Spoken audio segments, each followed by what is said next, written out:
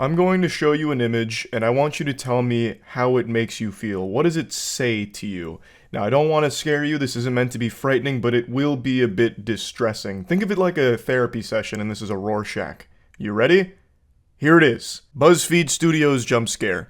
Don't worry, it's gone now, it can't hurt you anymore. I know that seeing BuzzFeed Studios elicits a feeling of sadness and despair. I honestly didn't even know BuzzFeed was still around. I thought we had eradicated that plague many years ago, but I guess it's still got a heartbeat, no matter how faint, and they're going all in on this horror movie called Dear David, which is based on a Twitter thread. I shit you not. That is the most BuzzFeed shit imaginable. They're making a Twitter thread horror movie. A stunning, brave, and bold twist on the horror genre here. Innovation at its finest, and that's what BuzzFeed is known for.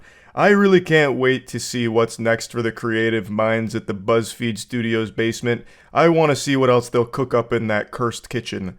Perhaps a Netflix original thriller about a bubbly blogger who's now facing her worst nightmare when she goes to Starbucks and was served a grande instead of a venti. Fucking teeth chattering. Chills, I tell you, chills. BuzzFeed Studios, they're aiming for the fences. They're swinging for a big home run, and goddammit, I think they might just hit it. This trailer for Dear David is impressively awful. Before getting into the trailer itself, I'll just go ahead and show you what it's based on. It's from this thread in 2017 where a comic artist named Adam was documenting a series of hauntings he was experiencing from a dead child named David. And this is the police sketch of David, I guess.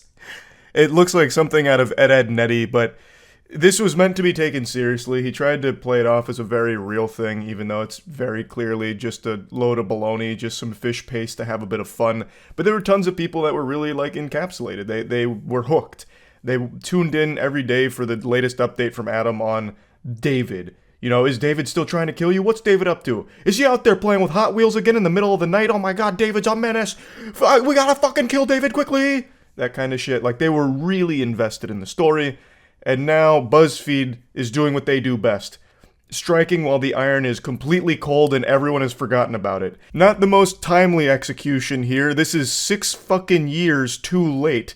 The whole world doesn't remember this thing, and now BuzzFeed for some reason is trying to parade its corpse around to make money off of it. In a very pitiful attempt at that. They chose something that was only popular on Twitter 6 years ago, and only lasted for a handful of days, really. And they're like, yep, that's the one. That's our horror movie magnum opus. Dear David, let's run it. Like, I just can't even believe it. Why even bother? You're already so late to it. If this had come out in, 2018, maybe, then you might have a chance of getting a couple ticket sales. But this movie, Dear David, might legitimately sell 0 tickets. It's just incredible how out of touch BuzzFeed is. This is a film that wouldn't even be seen by family and friends because it looks so awful and uninteresting on a concept that no one cares about from a fucking Twitter thread. And it's integral to the film itself, too. Twitter plays a large role in the trailer. Like, that is so embarrassing. No one wants to go watch that. Like, if you went to the BuzzFeed office right now, I'm very curious what you would find. Maybe it looked like a dungeon where, there's only one light on. It's like a single light bulb dangling from a string. And, maybe 3 people on a computer still writing quizzes. What Harry Potter character are you? What does your favorite sex position say about your favorite Disney princess? I don't know who's there and who came up with this. Not even AI would generate something this out of touch.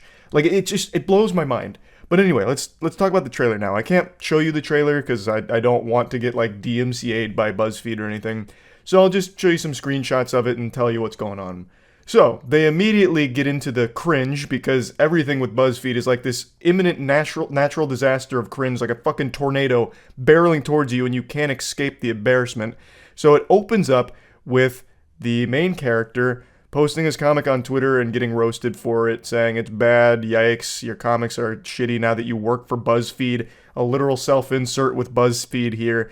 So they're making comments like, you work for BuzzFeed, now your art's lame. And then one of his coworkers is like, it's the worst thing to do to engage with trolls online. And he's still engaging with trolls, and then he commits the ultimate sin. He summons the demon, David. by telling someone to die in a fire, DIAF. After sending that message, he then says this verbatim: "Sometimes you've gotta troll the trolls." So clearly this dialogue is written by actual 66-year-old men here, because Jesus Christ. So then, after saying die in a fire, this mysterious Twitter account pops up saying, "Why are you so mean?"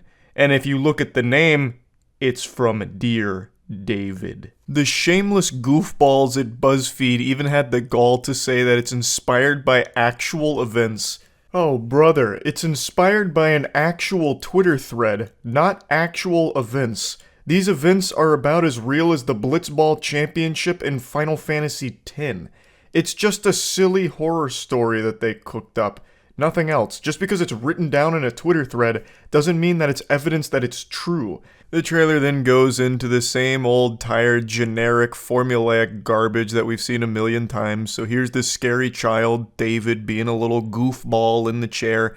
He's here because I guess he didn't like the main character trolling on Twitter, I guess. He didn't like the die in a fire line, so now David's here to teach him a lesson. And of course, there's a BuzzFeed article being written about it. And honestly, this just seems like a really desperate attempt to remind people that BuzzFeed exists.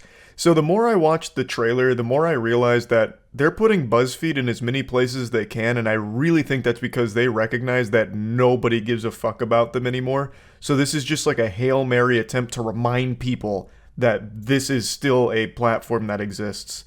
And my God, is it just awful to look at. It's so pathetic. The trailer drags on with more normal, boring trash with tiny little jump scares here and there and little creepy images. And then we reach towards the end here where he's getting out of a shower and he notices in the mirror, DIAF. Die in a fire. The same thing he said to troll the trolls on Twitter, if you might remember. And now he's being haunted by the DIAF statement. So this whole thing seems like David's really trying to troll the troll who was trolling trolls. Leave it to BuzzFeed to break new ground. Pioneers, I tell you. Absolute fucking geniuses. There's really nothing else to discuss with the trailer. It is literally just all the same exact horror movie trope cliche that you've seen actually a billion times by now, shoved into one desperate attempt from BuzzFeed to remind people that they're still around. So yeah, this is already shaping up to be an extremely embarrassing endeavor from BuzzFeed here. It's not something anyone asked for, ever, really, and it's also 6 years too late anyway. I just don't understand the thought process. Horror movies are always made on a very low budget, and this looks like no exception. It looks like it's a very low budget movie, so most of the time horror movies actually turn a very sizable profit because, like Blumhouse, for example, will make a horror movie for like $2 million, and then if it only does like a $8 million box office run, it still did pretty well. Like, that's still a financial success overall. That's why Blumhouse keeps churning out like pretty low effort horror movies pretty often, because they're cheap. And it doesn't have to perform extraordinary in the box office, and sometimes it does. It goes well above what it should have. It punched above its weight class, like, for example, Paranormal Activity. Very low budget and made 9 figures. So there's always so much room for horror movies to be a financial success because they're so cheap, but in this case, I don't see that happening because who the fuck wants to watch this? I love fun, bad horror movies, but this does not look like a fun, bad horror movie. Even I'm not that interested in seeing it. And that's saying something. That's a fucking statement right there. You have dreadfully missed if you're making a bad horror film that even I'm bored by. So I might still see it out of pity, I don't know yet, but it just, I just don't understand what their thought process was here. It looks like shit. It really does. I don't think it's going to save the company. I think it's only going to continue to push the company's head even deeper into the toilet, but I guess we'll see. That's about it. See ya.